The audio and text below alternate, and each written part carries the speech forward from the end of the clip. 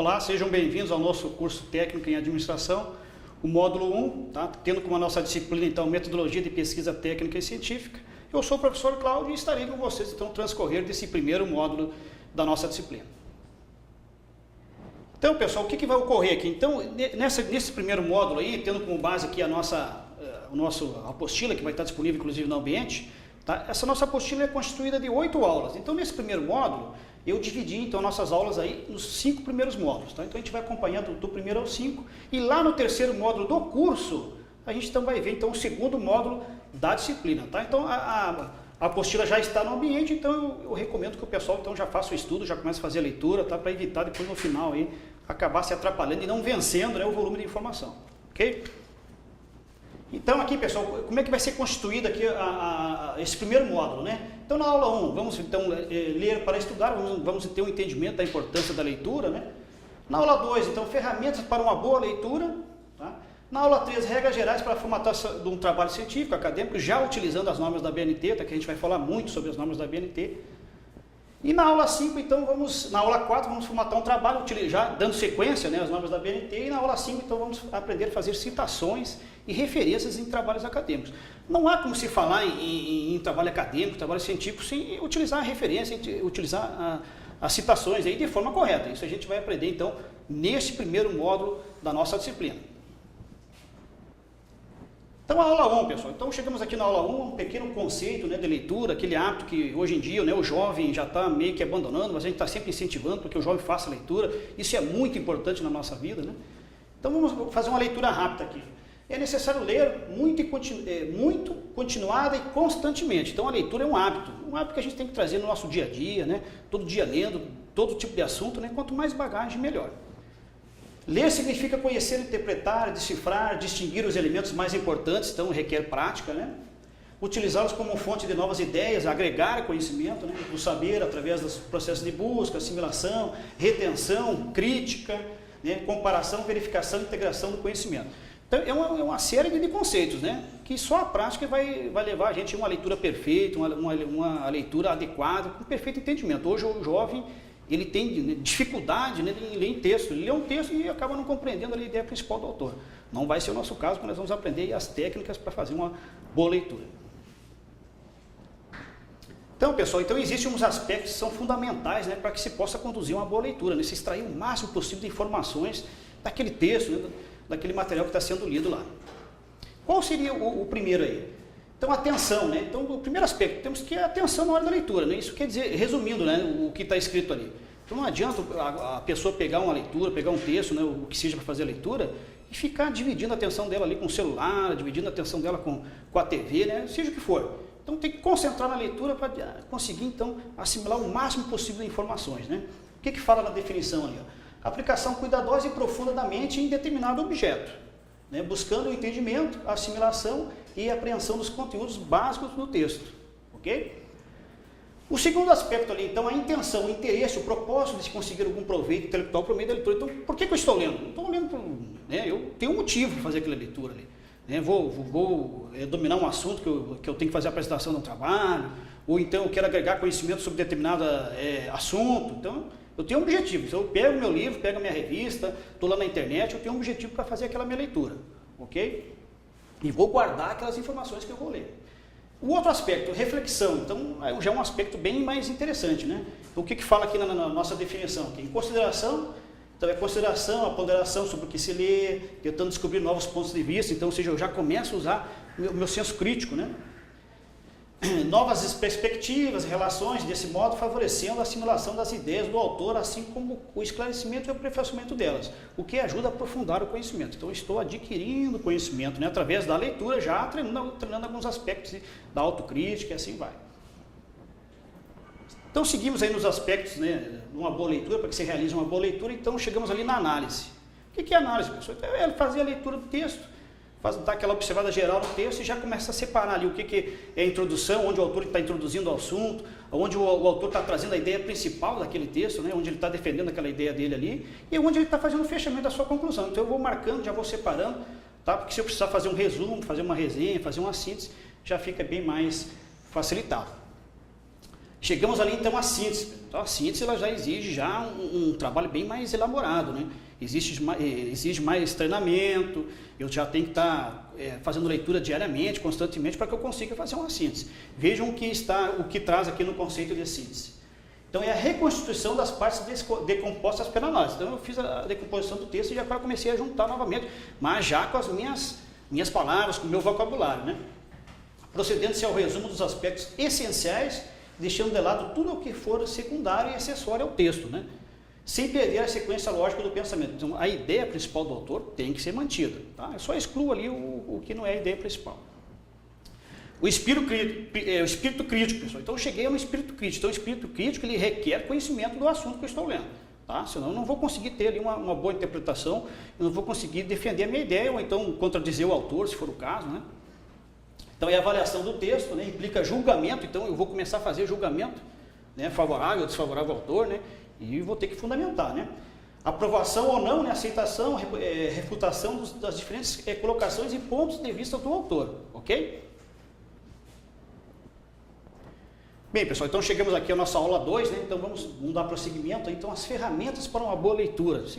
Então, para que eu possa fazer uma boa leitura, existem algumas ferramentas, né? Quais seriam essas ferramentas aí? É fazer um resumo, fazer uma resenha, fazer uma síntese. Tá? Requer treinamento e a gente vai aprender como fazer esses resumos, essas resenhas, essas sínteses aí. Muito comum, né, quando a gente está apresentando um trabalho acadêmico, está fazendo um curso técnico, que é o nosso caso, né?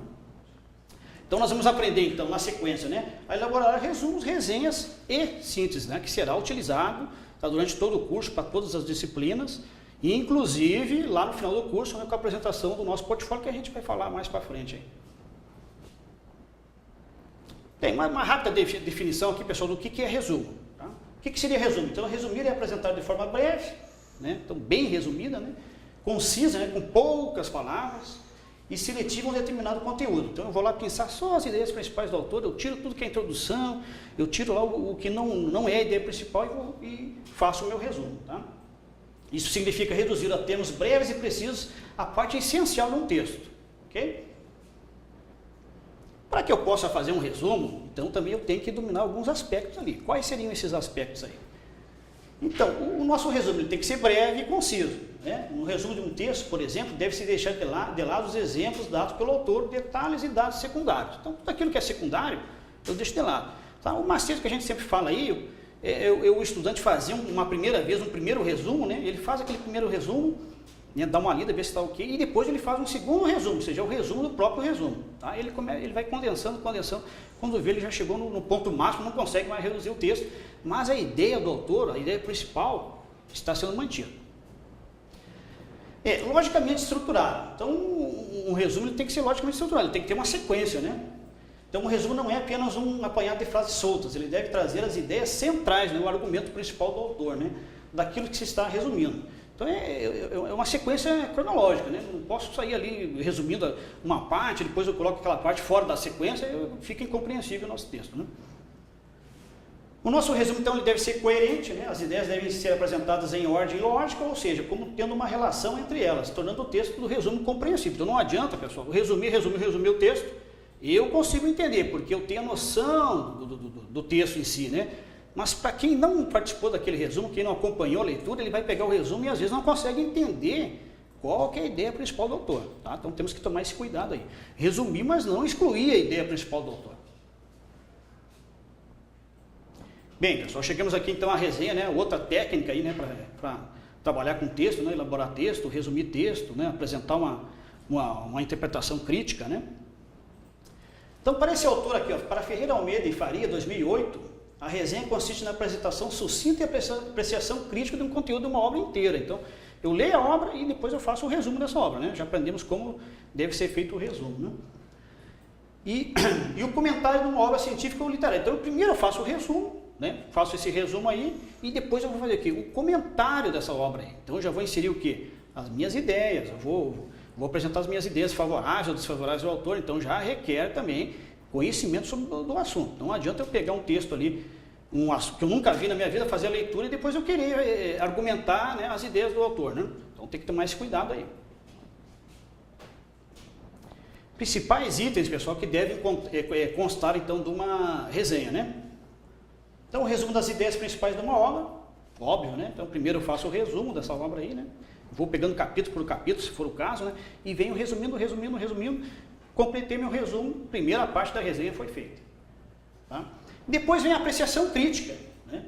Das informações apresentadas e da forma como foram expostas pelo autor. Tá? Então eu vou concordar, discordar da ideia do autor, né? E vou fundamentar isso aí, eu tenho que ter bagagem, conhecimento, né? E no final, então, aqui, no caso aqui, a justificativa da apreciação realizada. Então, por que eu estou fazendo essa avaliação dessa obra aí, essa resenha dessa obra aí? É uma apresentação final do curso, é para fins de adquirir nota, então é o motivo, né? O motivo que está sendo realizada a resenha. Bem, pessoal, então chegamos aqui, ó, à síntese. Né? Então, a síntese é o processo mais elaborado em termos de se manipular texto, né? Onde requer um maior conhecimento do autor, né? De quem está fazendo a síntese. Porque ele vai ter que ler essa obra, vai ter que entender e vai ter que fazer lá, então, a sua síntese já com as suas palavras, utilizando o seu vocabulário próprio.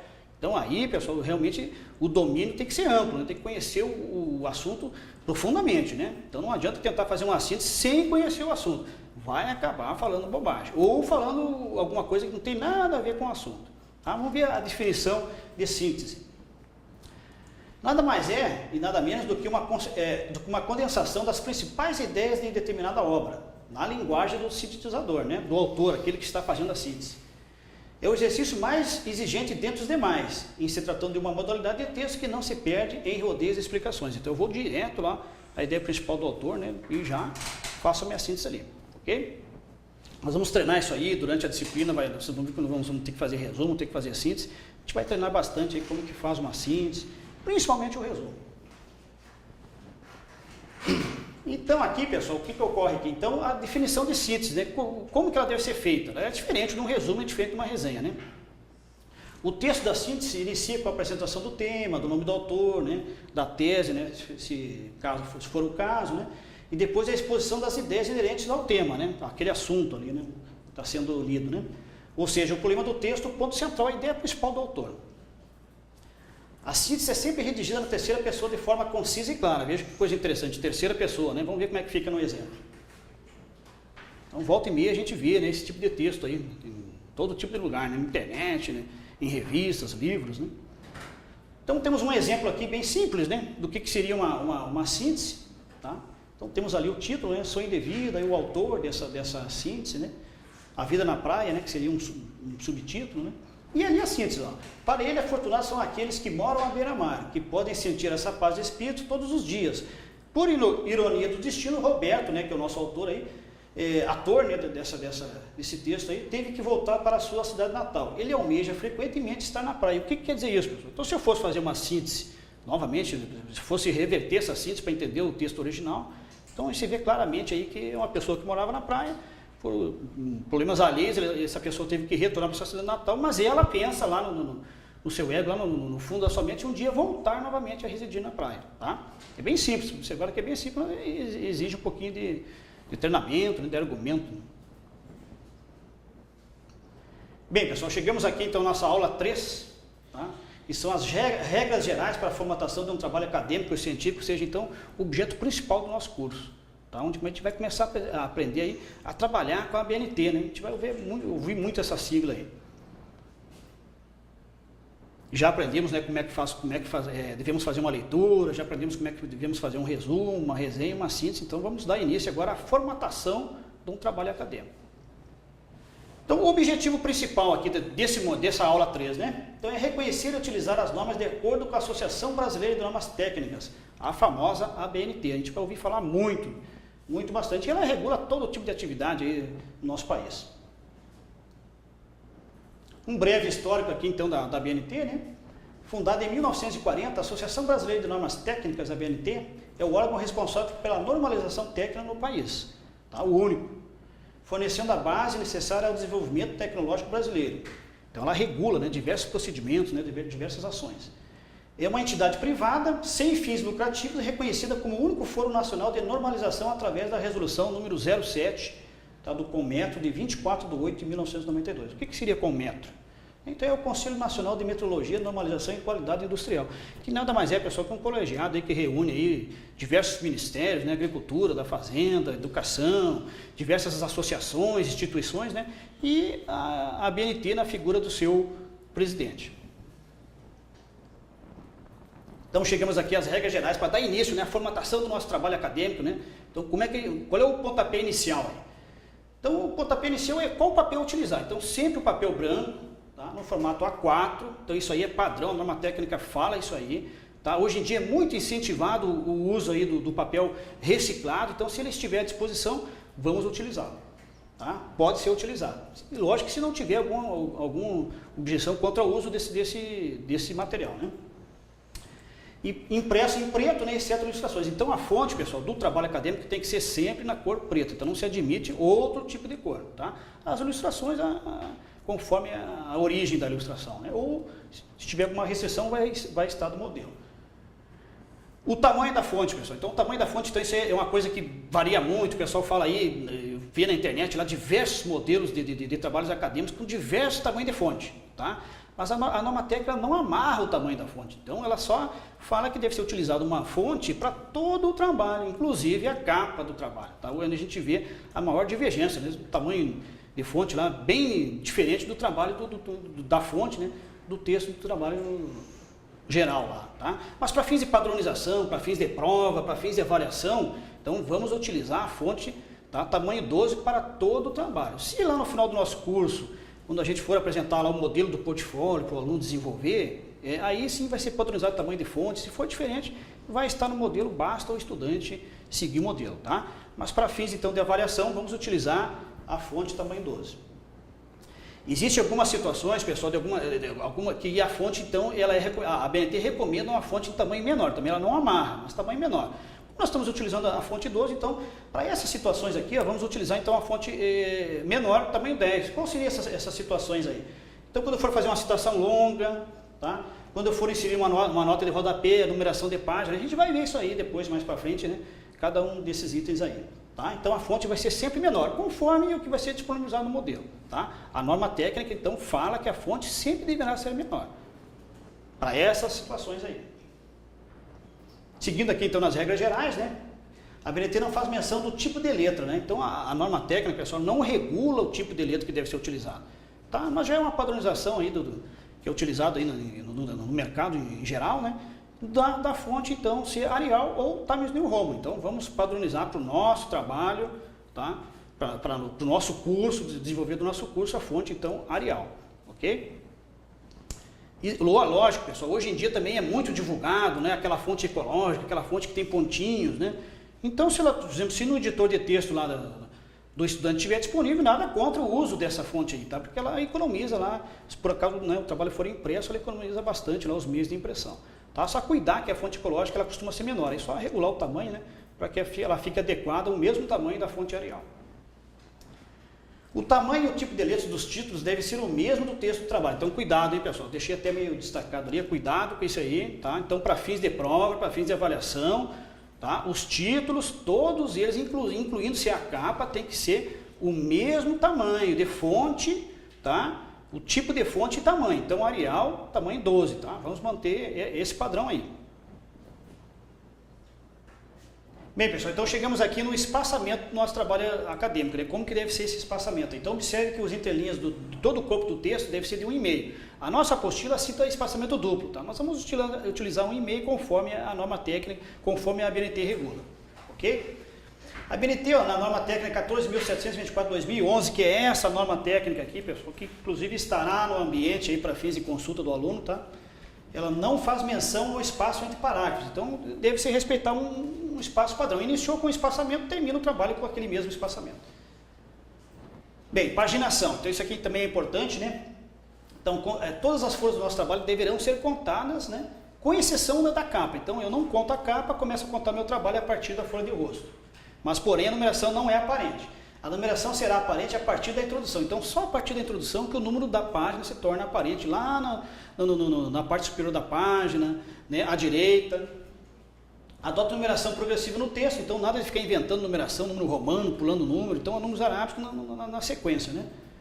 Inicie cada capítulo em folha distinta, então cada capítulo novo numa folha nova, né? Então terminei o capítulo anterior no meio da página, eu salto aquela página ali, né? Vou para a próxima e inicio o próximo capítulo. Então valorizando o próximo capítulo e facilitando a consulta, né?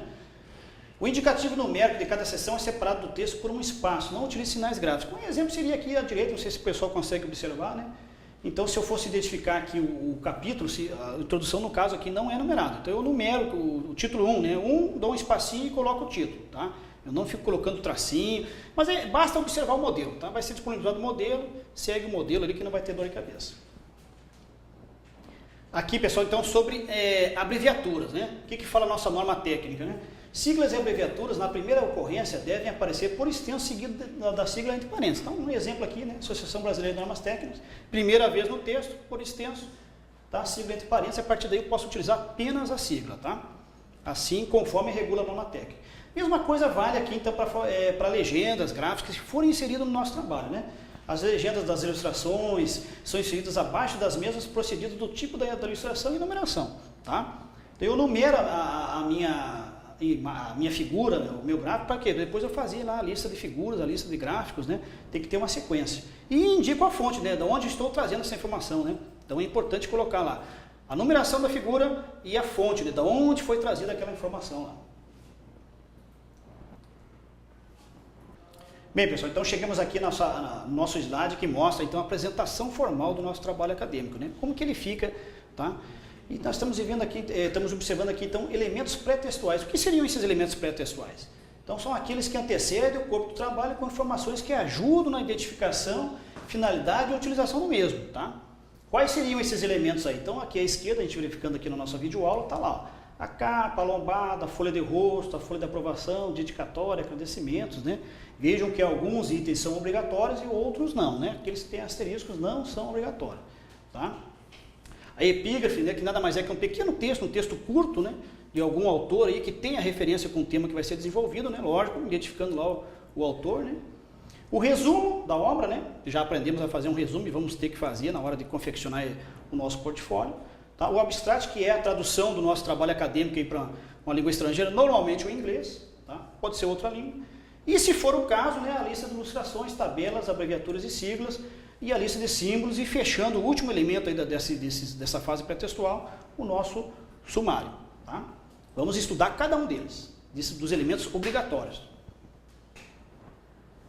Bem, pessoal, então chegamos aqui na nossa aula 4, tá? Onde a gente vai então desenvolver o nosso trabalho acadêmico aí, tá?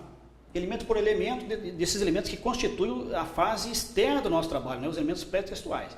Tá? Os elementos textuais e a conclusão do trabalho vão ser o objetivo lá, o objeto, né, da nossa outra aula lá no módulo 3.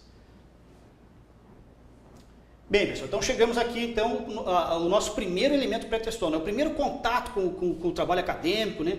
É a capa do trabalho. Tá? Então vamos ver ali, o que fala a norma técnica? A norma técnica não amarra a quantidade de informações que deve estar na capa e nem a disposição dessas informações. Tá? E normalmente é baixado o modelo e o estudante segue esse modelo aí. O que fala a norma técnica? Ela amarra o mínimo de informações que de lá devem estar. Tá? Então vamos verificar aí quais seriam elas. Então vejam ali, ó, o que já foi falado, né? Então a letra aqui vai ser padronizada Arial 12, que já foi dito, né? E é facultada a utilização da logomarca da sua instituição de ensino. Então, caso tiver, né, tipo CPF, ETEC Brasil, não há problema. Vai ser colocado no modelo, lá no cabeçalho, lá em cima da folha, tá? Isso aí normalmente já está no modelo. Então, a própria norma técnica, ela permite, né, a utilização da logomarca para facilitar a identificação, né, do trabalho. Importante, pessoal. Então, todas as medidas das distâncias que a gente vai passar agora são sempre da borda superior, tá, da folha. Não é da margem, é da borda superior lá, ok? Aqui à direita do nosso vídeo, na nossa videoaula, tem aqui uma capa já formatada aqui no editor de texto, né? Vejam como fica um documento elegante, né? Então na capa, pessoal, na capa deve constar algumas informações que são obrigatórias, tá? Devem estar lá. Às vezes vai estar, às vezes não está, como a gente vai ver agora aqui. Tá? O nome da instituição de ensino tem que constar lá, tá? A norma técnica fala que ela é opcional, mas no modelo ela vai constar. Tá? O nome do autor, do estudante, né? O título, o subtítulo, se for o caso, tá? O número de volumes, né? Quando houver mais de um, então não se recomenda. É difícil de acontecer no nosso caso, no nosso curso, né? Mas se tiver mais de 200 páginas, não se recomenda que faça lá um trabalho acadêmico com 300 páginas, por exemplo. Então ele separa 200 páginas e já passa para o segundo volume, tá? Se for o caso. O local da instituição e o ano da entrega. Vamos verificar como que fica isso aí na prática. Então está aqui o exemplo da nossa apostila à esquerda, né? O exemplo já formatado aqui à direita com aquelas informações que foram faladas, né? Observem lá as medidas, né? O nome da instituição, caixa alta, centralizada, a 3 centímetros da borda superior, tá? O nome do aluno ali a 5 centímetros, tá? Aproximadamente 11 centímetros o título, é conforme o tamanho do título e se faz o ajuste, né? Por isso que existe o modelo, né? E ao final ali, então, no rodapé da página, o local da entrega e o ano da entrega do trabalho, tá? Então fica dessa forma aqui, ó. Lembra então que a fonte é Arial, né? Tamanho 12. Bem, chegamos aqui, pessoal, ao segundo elemento, né, obrigatório do nosso trabalho acadêmico, que é a folha de rosto. Tá? Ela é semelhante à capa, só traz um pouquinho mais de informações, como a gente vai verificar ali. Então tem que estar lá o nome do autor, o título, né, que deve ser claro, preciso, né, identificar o conteúdo do trabalho, né, é óbvio, né, o subtítulo, quando houver, o número de volumes, né, e a natureza do trabalho. Então, qual é a finalidade? Para que você presta esse trabalho? Qual é o meu objetivo, né? Então, dissertação, tese, é um trabalho de conclusão de curso, né? Então, deve ser colocado lá. O nome do orientador e, se houver, do co-orientador e o local da instituição e o ano da entrega. Então, está aqui o exemplo, ó, conforme a nossa apostila, tá? Ao lado esquerdo ali o exemplo da apostila, já com as medidas. Observe lá que o nome do aluno já está a 5 centímetros da borda, né? O título segue a mesma altura, 11 centímetros, e vem ali a finalidade do trabalho, né? A sequência das informações e aqui à direita o texto já formatado, né? Dentro daqui, no caso aqui eu utilizei o Word. Também vocês vejam como fica muito fácil de ler, né? E fica um documento elegante. Folha de aprovação, pessoal. Então, mais um elemento pré-textual obrigatório, tá? Tem que constar do nosso trabalho, né? Se for um TCC, né? Se for um relatório, né? Portfólio, às vezes sim, às vezes não, conforme o modelo. Mas nós temos que saber como fazer, né? Então está aqui o exemplo, já coloquei de cara o exemplo, né? Porque ele é muito semelhante ao elemento anterior, né? Então está aí, ó, o nome do estudante, o título, né? A finalidade do nosso trabalho, a data da aprovação, a banca examinadora, né? Terrível banca aí que o pessoal tem medo, né? Então coloque-se ali quem que é a banca examinadora, né? Nome por nome, se for mais de um. Orientador e o ano da entrega, tá? A cidade de entrega, né? E o ano do nosso trabalho, ok? Observem as medidas, eu deixei bem grande para facilitar ali, é mais ou menos dessa forma. E lógico que isso, pessoal, isso varia, isso não é uma regra. Tanto é que a BNT não amarra a disposição, né? Por quê? Pode ter mais ou menos informação, conforme o trabalho, tá? Então sempre observe um modelo que sempre vai ser disponibilizado para o aluno, né? Para o estudante. Bem, pessoal, então chegamos aqui ao nosso último elemento, tá? Dessa fase pré-textual, dessa fase aberta do nosso trabalho, tá? Que é o sumário, extremamente importante. É o primeiro contato que eu tenho com todo o conteúdo da obra, né? Então eu olho o sumário ali e consigo ver tudo que o autor vai falar, quais as informações que ele está inserindo lá. Então tem que ser cuidadoso, tomar cuidado na confecção do sumário, né? Para que ele fique bem apresentado e de fácil consulta. Não adianta fazer um sumário que fica aquele sumário difícil de entender, né? Com as entrelinhas não corretas, como a gente vai ver agora aqui, porque ele fica difícil de ler, tá? Principalmente se o trabalho for impresso, né? Então vejam ali, pessoal, então, a definição de sumário, né? Conforme o nosso material de estudo, conforme ali a nossa apostila. A finalidade do sumário é dar uma visão geral do trabalho, né? E facilitar a localização dos assuntos. Não tem o que se falar, né? Deve conter o indicativo numérico de cada seção, cada título, né? E a paginação separadas por uma linha pontilhada, né? Conforme a gente já viu, já está habituado, né? A gente vai ver no exemplo, inclusive. Tá? O espaçamento do sumário, então, às vezes o pessoal não dá importância ao espaçamento, mas é ele que facilita, né, o manuseio do sumário, né, a localização dos conteúdos, tá? O pessoal tem que tomar cuidado no espaçamento.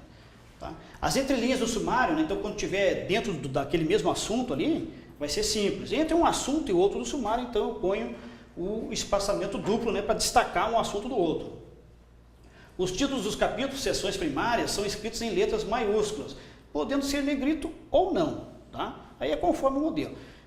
A BNT ela tem uma norma específica, tá? Para a confecção de sumários, mas não é objeto do nosso curso nesse momento, tá? Porque a gente vai passar aqui o modelo e basta o estudante seguir. O estudante que quiser se aprofundar um pouquinho mais, basta consultar a norma específica. Então veja aí, pessoal, então lado esquerdo da nossa videoaula e da nossa tela, então o modelo disponibilizado na apostila, né?